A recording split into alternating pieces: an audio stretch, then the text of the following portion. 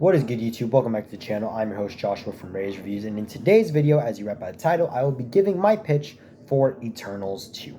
Now, before I get into the actual pitch itself, I just want to say that this is my own idea of what a Eternals sequel would look like. For those who don't know, if you saw my ranking of all the Phase 4 films or just projects in general I made a long time ago, you know that Eternals is one of my personal favorite Phase 4 films. I absolutely love that movie.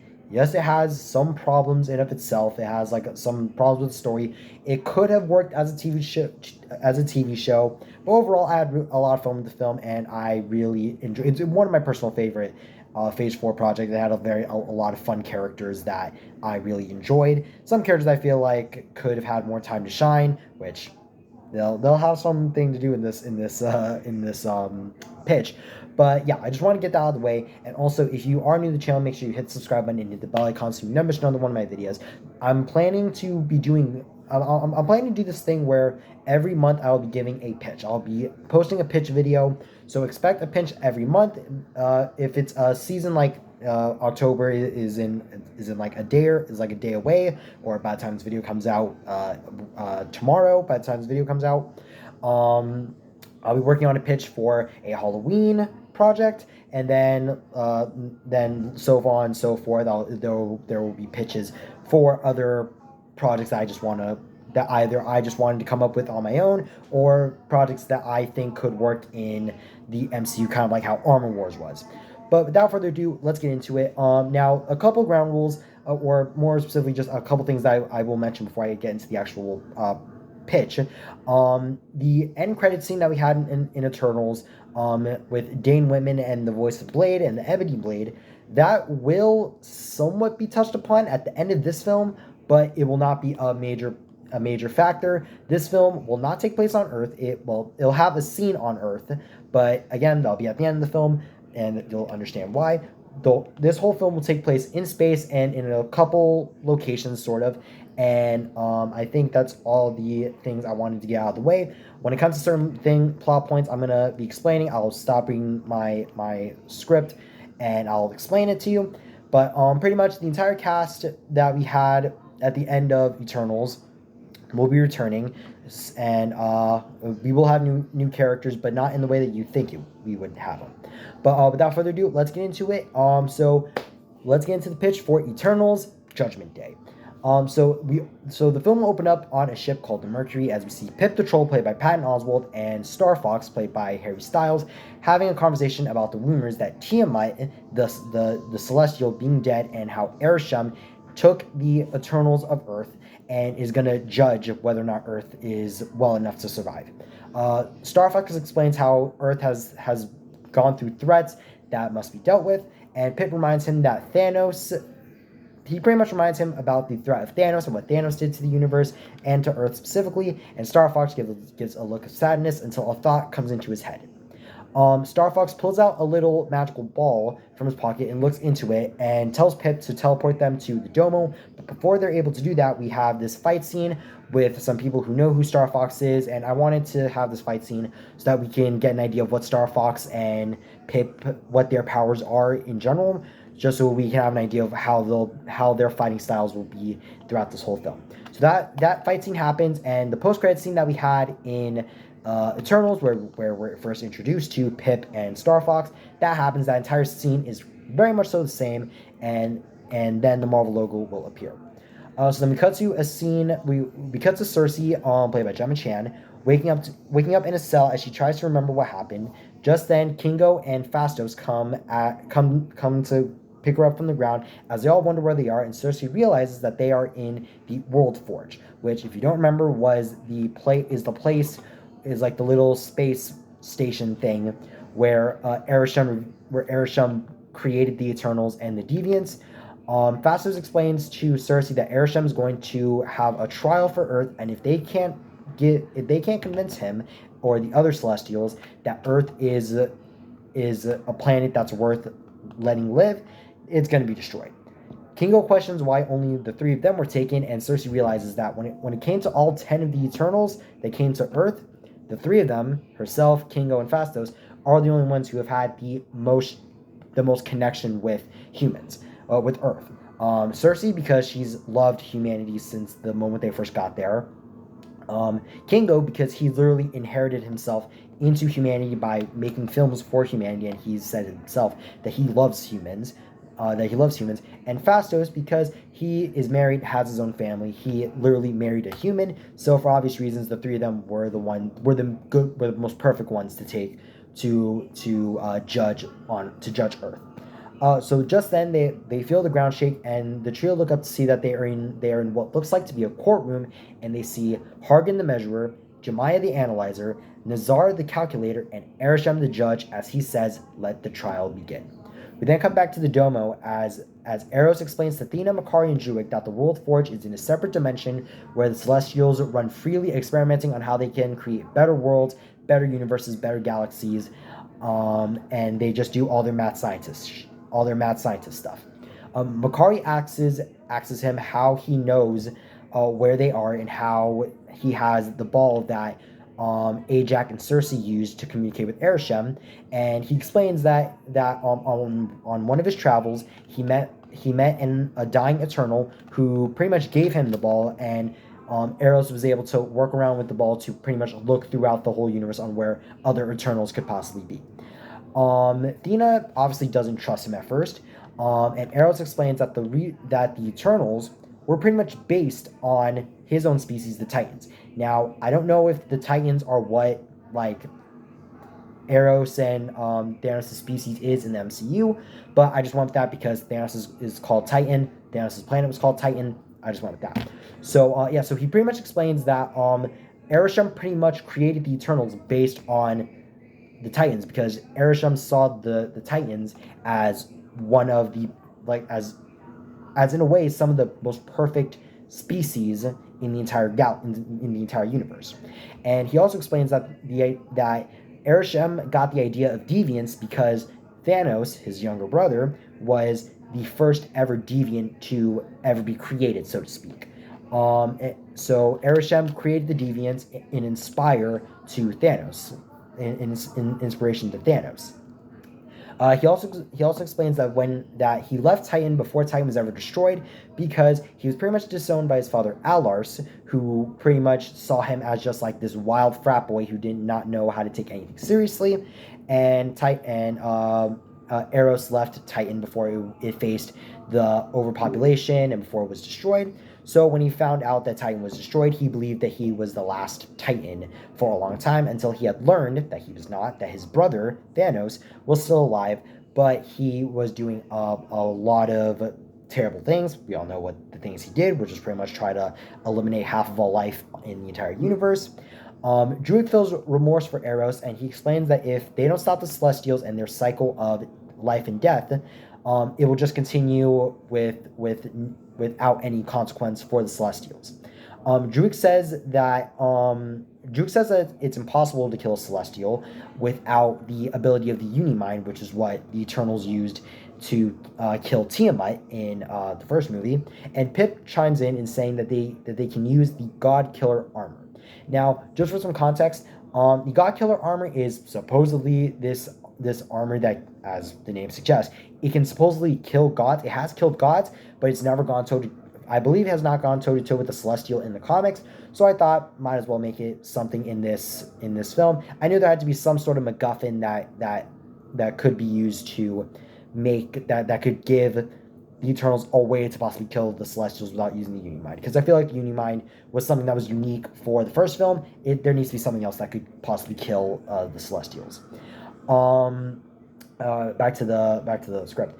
Makkari basically asks what the God Killer armor is, and Eros explains that before the Celestials created the Eternals and the Deviants, and pretty much even before they started their process of creating worlds and universes, galaxies, and they started creating their own Celestials, there was a war between the Celestials, and a Celestial known as Devron the Experimenter created an armor that could help kill the Celestials, because even Celestials on their own,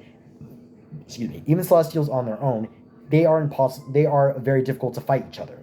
So Devron created this armor so that he could be able to take down so he could kill all the Celestials who wanted to continue this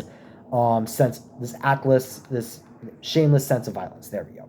This shameless sense of violence. However, when he finished the armor, he was killed, so the armor was never really tested, but it was known throughout the universe. But it's been known throughout the universe to possibly kill Celestials. And when Devron died, at the moment there were only 4 Celestials remaining. That obviously being Arishem, Nazar, Jemiah, and Hargan.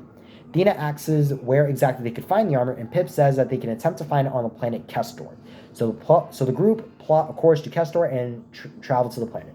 So if you haven't already picked up at this point, for this film, plot A is going to be the Domo crew trying to find the God Killer armor, and plot B is the World Forge storyline, where Cersei, Kingo, and Phastos are trying to protect Earth by trying to speak out on all the good it has and why it shouldn't be destroyed, and that whole trial sequence. So speaking of that, we come back to the World Forge. Cut back to the World Forge as we see Arishem asks Kingo to step forward, and Kingo pretty much explains that even though he agrees with Arishem's grand design, he himself believes that humanity is a beautiful species, and he makes jokes about films that he was a part of and how his films impacted humanity in such a great way. I feel like that would be something that Kingo would say to try to incorporate how well humanity is. Arishem scans through Kingo's mind, and we see flashes of humanity through Kingo's eyes, and we see flashbacks of him meeting Karun. We see him interacting with other people. We have cameos of just famous famous actors, so to speak. We have something like that. So we go through Kingo's eyes, and Jemiah says that humanity's ideals of senseless violence has caused pain that will benefit the universe if it is gone. What that pretty much means is that Jemiah is saying that because of all the violence that Earth has drawn to the universe, i.e., the battle of Earth with Endgame,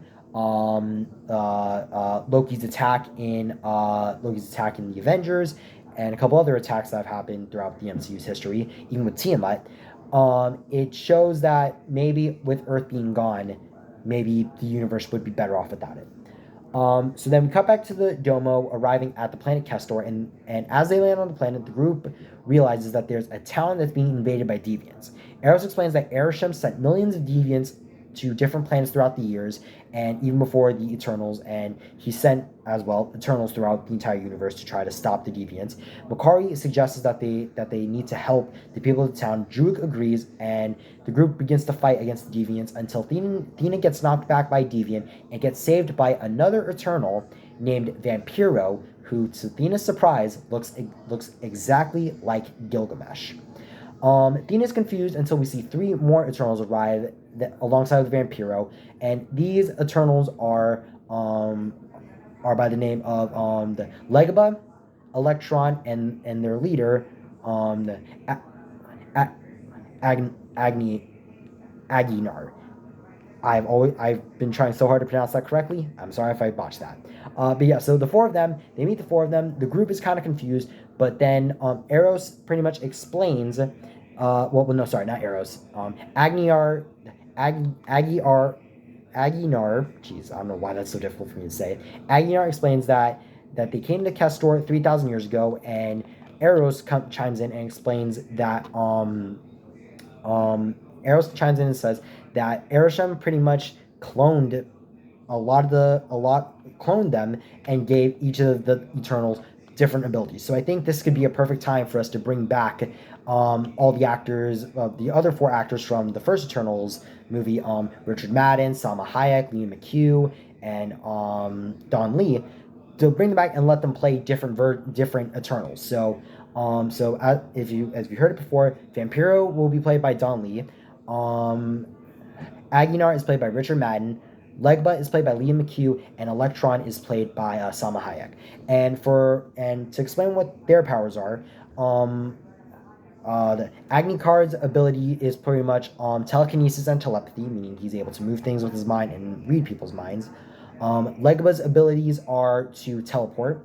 Electron's abilities is to pretty much form a giant mace out of her hands, and she's able to create a mace. And Vampiro is kind of the weakest one, but he is by far the best hand-to-hand combatant of all four of them. And as I said before, they came to Castor 3,000 years ago to protect the Castorians against the Deviants, while also losing their members. So pretty much the same way as the Eternals came to Earth. The Eternals of Castor, there were 10 of them, and throughout the 3,000 years, they've lost 6 of their members against the battle against the Deviants. I've imagined this being kind of like a flashback scene where, like, we see how the war against the Deviants was a lot worse than what it could have been with the Deviants on Earth, where the Deviants on Earth were just being kind of like in clusters. They would attack every couple years.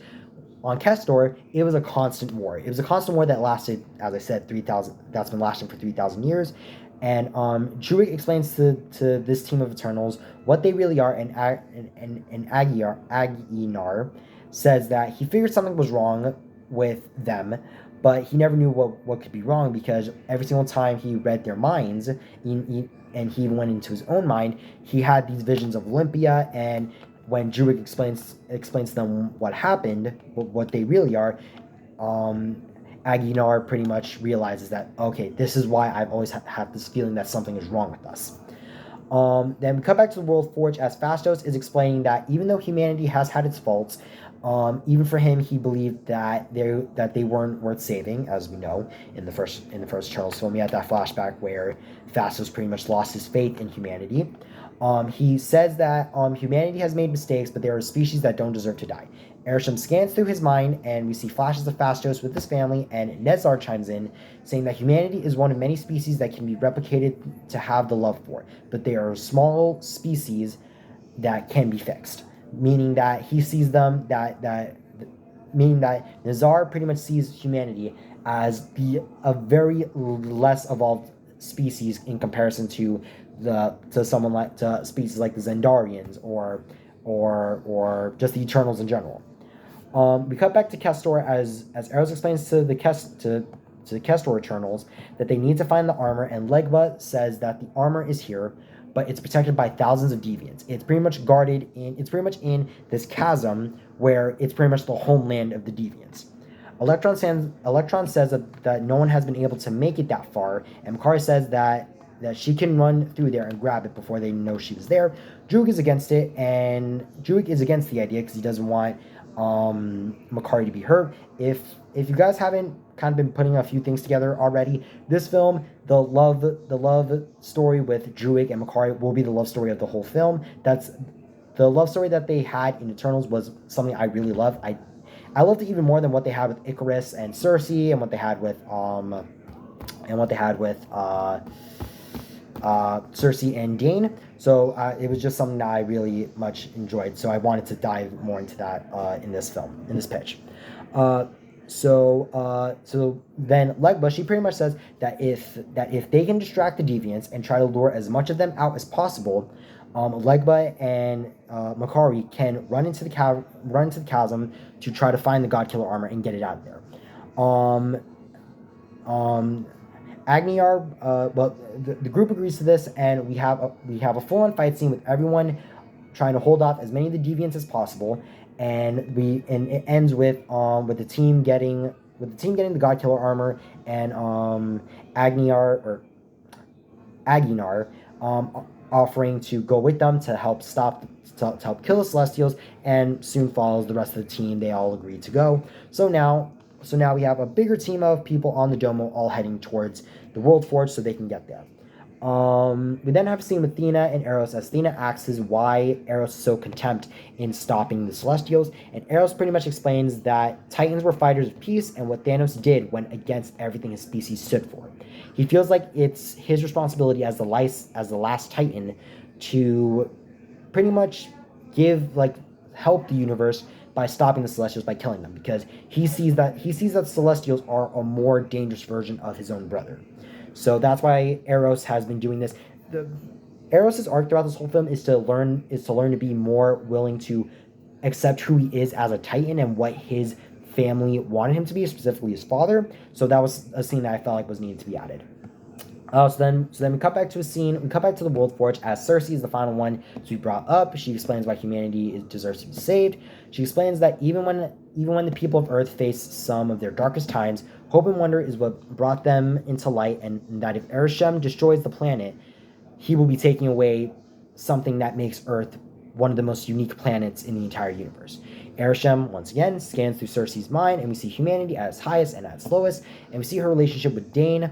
Hargan comments saying that because of humanity's hope and wonder, that is what lets them losing against Thanos and the delay of the emergence. He explains that it's because of his influence, Ereshkigal did not send the Eternals to stop Thanos. Ereshkigal sends the trio to a cell, and we have a scene where Kingo believes that no matter what they say, Earth will be destroyed.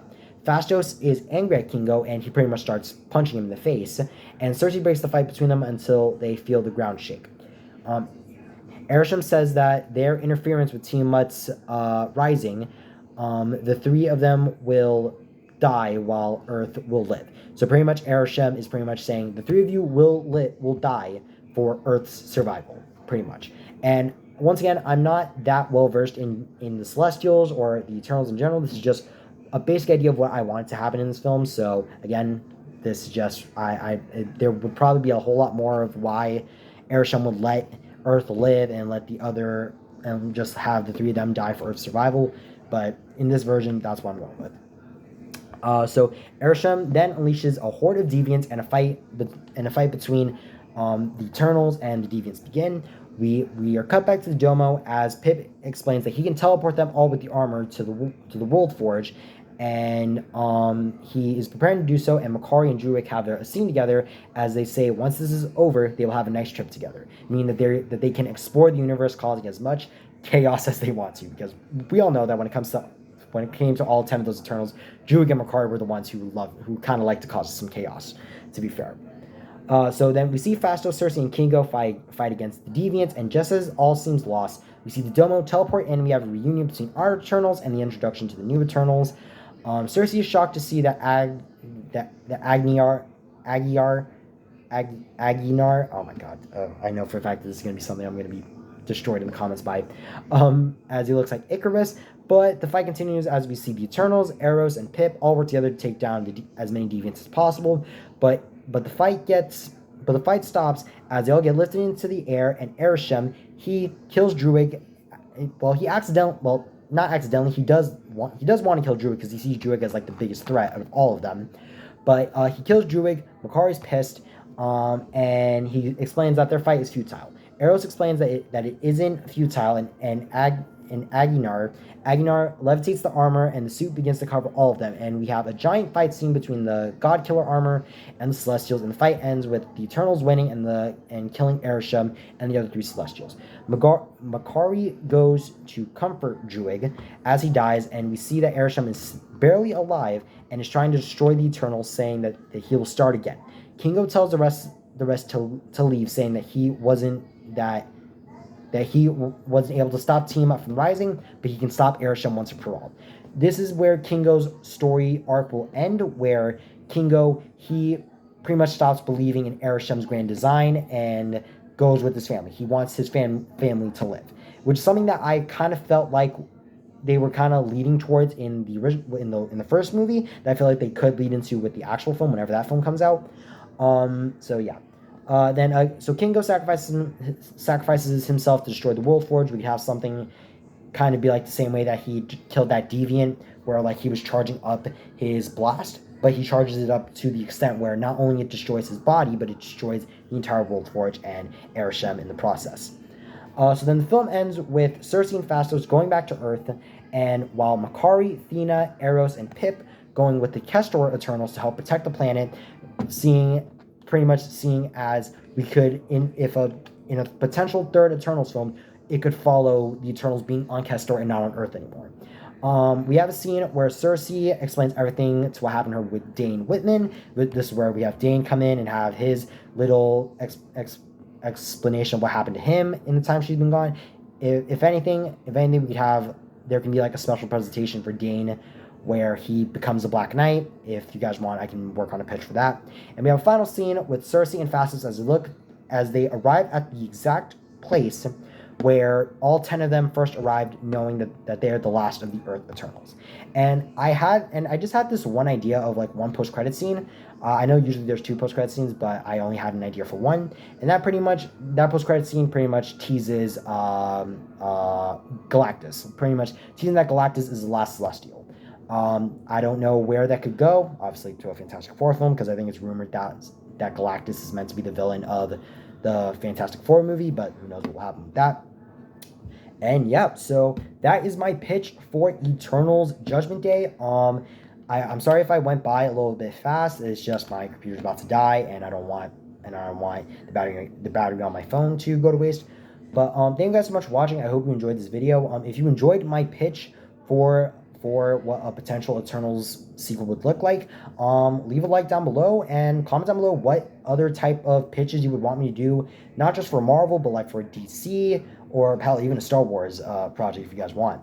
And yeah, so as I said in the beginning of the video, every single month I will be making a pitch. I will attempt to make a pitch for every single month. So expect a pitch video once a month. And yeah, just so I can have like a consistency of videos with, it's not just my reviews, trailer actually, but it's also something a little bit more different where it's my own pitches for this. Thank you guys so much for watching. I hope you enjoyed this video. Thank you guys once again. I'm Joshua from Rage Reviews. I'll see you all next time. Bye bye.